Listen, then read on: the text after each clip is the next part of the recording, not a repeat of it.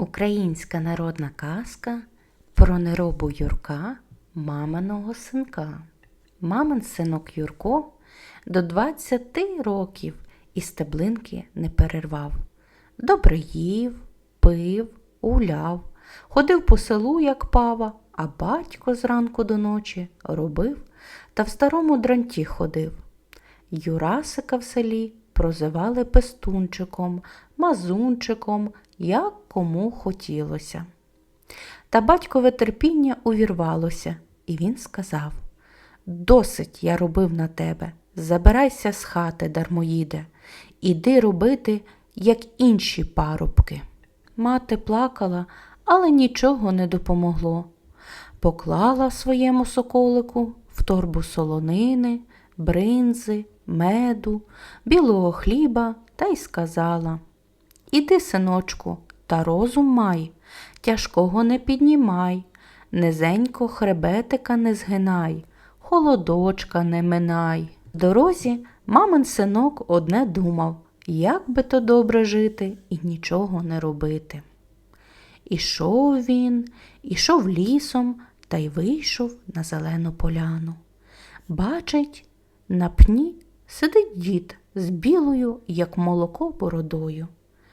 «Я, хлопче, ніколи не робив, не буду робити, а завжди добре жив і буду жити». «А як би й мені не робити та добре жити? Я тобі допоможу. Дам тобі одну вівцю. Коли тобі буде треба грошей, скажеш їй: овечко, потрясися». Вона потрясеться, а з-під хвоста посиплються гроші. Подякував Юрко, взяв вівцю і пішов. Зайшов у село, повернув у корчму і попросив їсти й пити. А як треба було платити, сказав: «Овечко, потрясися». Овечка потряслася і посипалися гроші.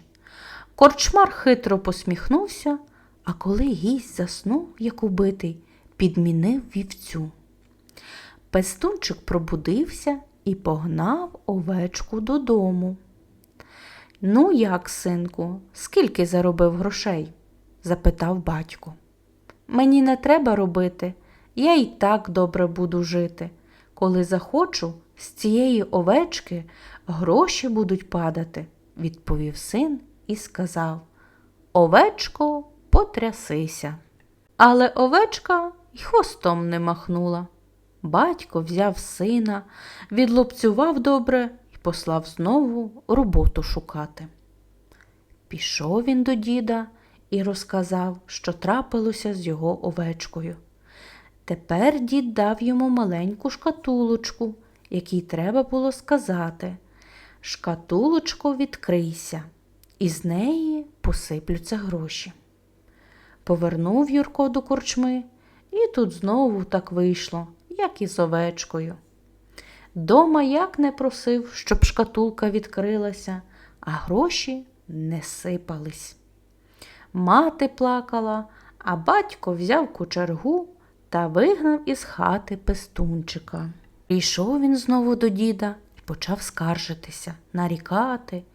Дід погладив бороду і каже: «Даю тобі оцей маленький барабан. Коли тобі треба буде грошей, скажеш: до танцю. А як буде досить, скажеш: із танцю. Тепер я вже не дам обдурити себе корчмареві. Наперед гроші підготовлю». Подумав Юрко, вийшов він із лісу і весело сказав: «До танцю». В ту ж хвилину з барабана вийшло 10 хлопців із ціпами та почали неробу Юрка молотити, куди попало. Він верещав, плакав, ледве потім вимовив: «Із танцю». І хлопці пропали, як під землю провалилися. Після цього Юрко проклинав діда як міг. «Не проклинай, іди і того шахрая-корчмаря похрести». Почув він знайомий голос діда. Нероба взяв барабан і пішов у корчму. наївся, напився і крикнув: «До танцю!» І хлопці взялися за корчмаря. Корчмар кричить, а Юрко каже: «Віддай овечку і шкатулку». «Даю, даю, паночку, лиш не бийте». «Добре», – весело сказав Юрко і додав: «І з танцю». І хлопці зникли. Віддав корчмар овечку і шкатулку, і мамин синок, наспівуючи, пішов додому. Не встиг переступити поріг, як похвалився: «Я ж тепер, мамо, буду добре жити і нічого не робити». «Слава Богу, Юрцю», – сказала мати, а батько посміявся над сином. «Не смійся, бо битий будеш», – пригрозив син, а потім сказав: «Овечко, потрясися». А овечка й вухами не стриже. Він розсердився і закричав: «Шкатулко, відкрийся!» Шкатулка стоїть, як камінь при дорозі. Батько і сестри почали реготати, а мати сльозами вмиватись. «Не регочіть, зараз будете плакати», – сказав син і промовив: «Із батьком і із сестрами до танцю». Увійшло з барабана 10 хлопців та давай періщити, але не батька, не сестер, а сина і матір. Хто знає, як довго це тривало б, якби в дверях не з'явився дідусь. Він махнув рукою, і хлопці посідали котрий куди. Дід сказав: «Нерозумна мати, яка змалку не привчає дітей працювати. Нещасний той синок, що чекає грошей від овечок і шкатулок. Лиш той гроші буде мати, який любить працювати. Чи так ти кажеш, мати?» «Ой-ой-ой, і я так кажу, дідусю». «А ти як кажеш, Юрко?» «Ох-ох-ох, і я так кажу, дідусю». Дід потряс бородою і зник. А за ним і хлопці, і овечка, і шкатулка. Залишився тільки барабан.